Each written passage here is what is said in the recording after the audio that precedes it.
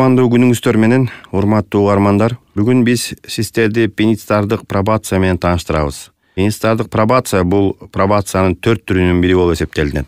Пробациянын бул түрү эркиндигинен ажыратылып, түзөтүү мекемелеринде жазасын өтөп жаткандарга колдонулат. Кайсыл учурларда колдонулат? Максаты эмнеде деген суроолор пайда болушу мүмкүн.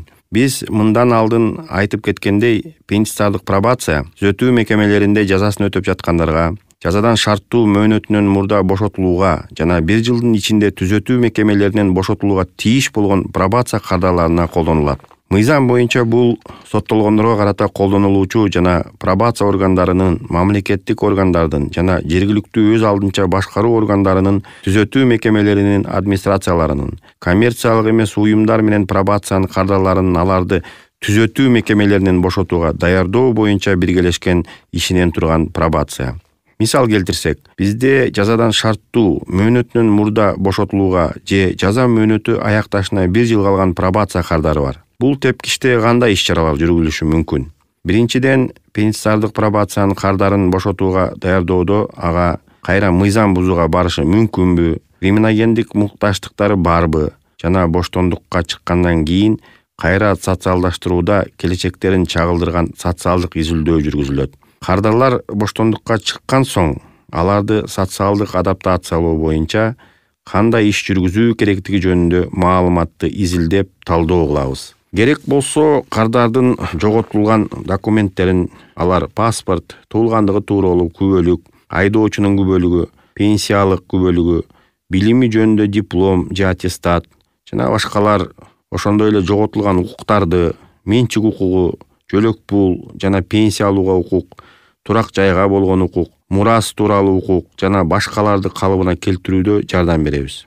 Каардардын мүмкүнчүлүктөрүнө ылайык аны боштондукка чыккандан кийин ишке орноштуруу үчүн кесиптик даярдоо, кайра даярдоо жана квалификациясын жогорулатуу үчүн шарттарды түзүү максатында башталгыч кесиптик билим берүү чөйрөсүндөгү ыйгарым укуктуу органдар менен байланыштарды түзөт. Соттолгондорго бош орундар жана иш ордун тандоо жөнүндө маалыматтарды берүү үчүн калкты иш менен камсыз кылуу чөйрөсүндөгү ыйгарым укуктуу органдар менен байланыштарды түзүп, аларды ушул ыйгарым укуктуу органдарга каттоого тургузууга көмөк көрсөтөбүз. Эгер каардар боштондукка чыкканда бара турган жери жок болсо, социалдык турак жайды издеп, орноштурууга көмөк көрсөтүп, оор турмуштук кырдаалга кабылган, ошондойго дуушар болгон адамдарга кызматтарды көрсөтүүчү коммерциялык эмес уюмдар менен байланыштарды түзүп беребиз. Ошондой эле медициналык жана пенсиялык камсыздандыруу менен камсыз кылууда, бошотулгандан кийин эсепке коюу жана дарыланууну улантуу үчүн медициналык мекемелер менен байланыштарды түзүүдө жана башка мыйзамдарда каралган чараларды колдонобуз.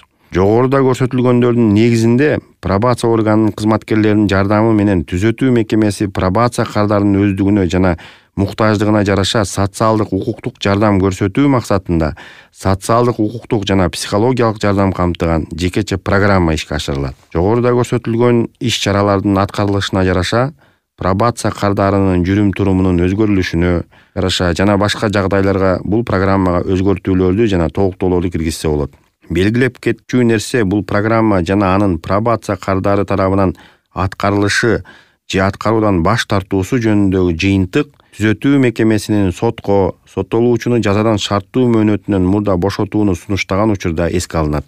Жазадан шарттуу мөөнөтүнөн мурда бошотулган соң, программада көрсөтүлгөн пункттардын аткарылуусу пробация каардары жашаган дареги боюнча пробация органы тарабынан улантылат. Биз менен болгонуңуз үчүн чоң рахмат. Спутник радиосунун эфиринен көрүшкөнчө сак саламатта болуңуздар.